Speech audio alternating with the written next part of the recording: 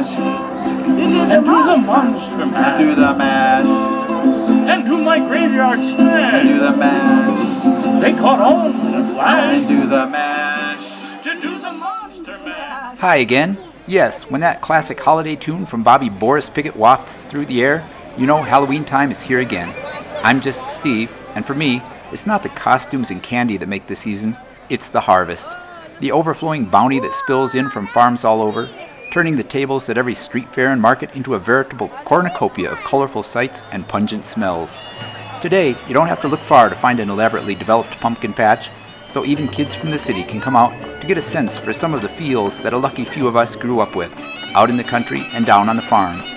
Here in the Southwest, of course, we also get to share in the colorful customs of Mexico and Latin America, with celebrations for the Dia del Muerte, the Day of the Dead, and traditional music and dances that celebrate the culture of our neighbors.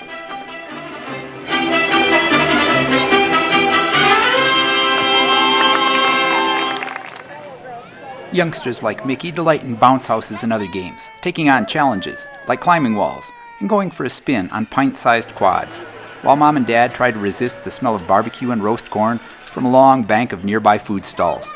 Simple games with prizes and toys and candy put a smile on the young ones' faces even before they doff their costumes and masks, heading out for spooky streets in search of their Halloween tricks or treats. While Mickey went door to door in a portable bathtub and Mulan rolled out his Adventure Time's BMO, I didn't put on a costume this year. For me, the best part of Halloween is always the chance to play with knives.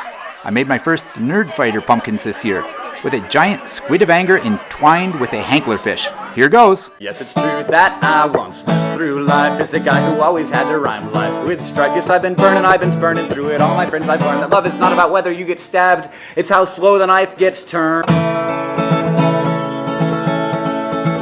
Oh, but my friends, I found an animal who doesn't feel this pain, and my life is so much better now that I can feel the same.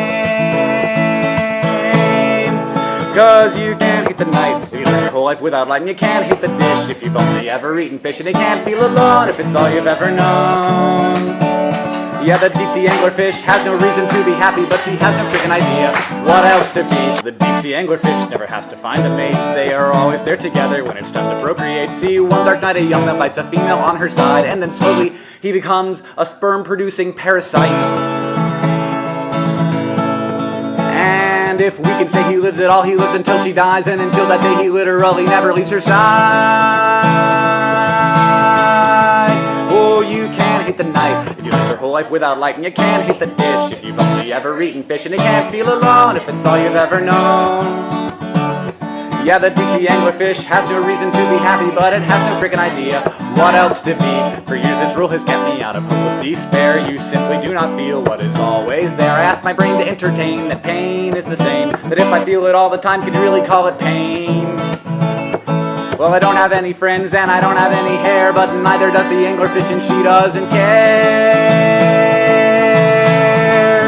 Oh, you can't hate the night if you live your whole life without light, and you can't hate the dish if you've only ever eaten fish, and you can't feel alone if it's all you've ever known.